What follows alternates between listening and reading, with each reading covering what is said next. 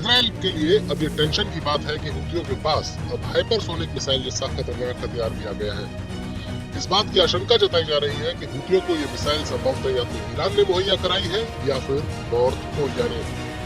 हुती militia के प्रवक्ता ने बताया है कि मध्य इजराइल पर फिलिस्तीन 2 नाम की हाइपरसोनिक मिसाइल से हमला किया गया है।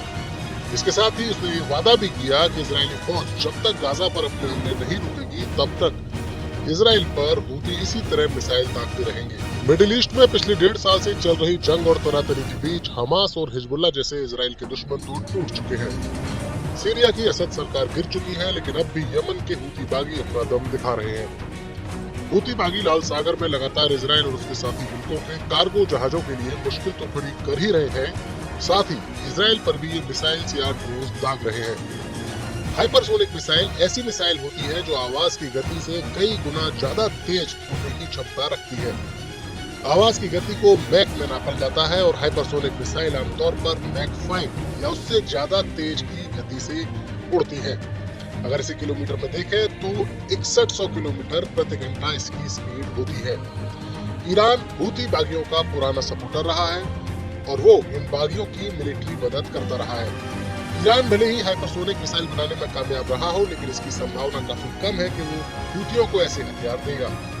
वहीं दूसरी ओर उत्तर कोरिया जो बीते कई सालों से आर्थिक तंगी से तो जूझ रहा है, लेकिन उसके पास पैसों की खातिर हुतियों को अपनी इस हाइपरसोनिक मिसाइल को बेचने का विकल्प जरूर मौजूद है।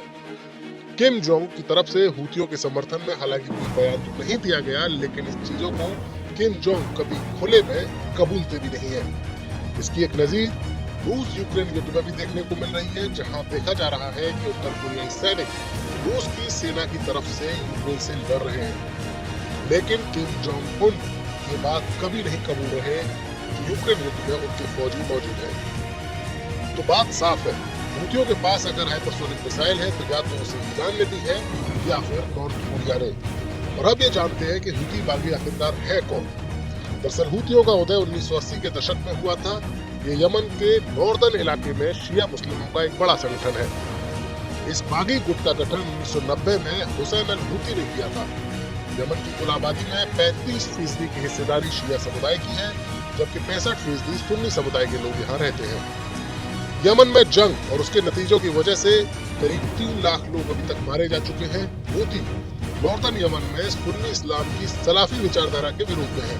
साल 2011 से पहले जब यमन में सुन्नी नेता अब्दुल्ला सालेह की सरकार थी, तब शियाओं के दमन की कई घटनाएं सामने आई थी। ऐसे में शियाओं के भीतर सुन्नी समुदाय के तानाशाह नेता के खिलाफ गुस्सा भी भड़का था। हुतियों ने 2004 से 2010 तक सालेह की सेना के खिलाफ 6 बार युद्ध किया। यमन में 2014 की शुरुआत में हुती पॉलिटिकली काफी मजबूत हो गए और सादा सूबे पर उनका कंट्रोल हो गया। साल 2015 की शुरुआत में उन्होंने राजधानी सना पर भी कब्जा किया और धीरे धीरे हुती विद्रोहियों का यमन के एक बड़े हिस्से पर कंट्रोल हो गया। ये संगठन यमन में एक बड़े हिस्से में यमन के अपना टैक्स वसूलता है, अपनी करेंसी छापता है और एक अनुमान के मुताबिक हुतियों के पास करीब 1.5 लाख लड़ाकों की संख्या है। यमन की भौगोलिक स्थिति में ये उस हिस्से पर कंट्रोल करते हैं जो लाल सागर का तटीय इलाका है। मिडिल ईस्ट का इलाका खनिज तेल और गैस का बड़ा भंडार है। पूरी दुनिया की ऊर्जा जरूरत का एक बड़ा हिस्सा यहीं से निर्यात होता है और लाल सागर और अदन की खाड़ी के समुद्री मार्ग से इस निर्यात का एक बड़ा हिस्सा गुजरता है। ग्लोबल समुद्री व्यापार का लगभग 15% हिस्सा लाल सागर से होकर गुजरता है, जो सुएज नहर के माध्यम से भूमध्य सागर से जुड़ा हुआ है और यूरोप और एशिया के बीच सबसे छोटा शिपिंग मार्ग भी है। एशियाई और यूरोपीय देशों के अलावा अमेरिका का हित भी इस मेन समुद्री मार्ग से जुड़ा हुआ है। यानी हुती अपनी भौगोलिक स्थिति के चलते पहले से ही पावरफुल है और अब उनके पास हाइपरसोनिक मिसाइल का आना इजराइल अमेरिका के लिए बड़ी टेंशन की बात है।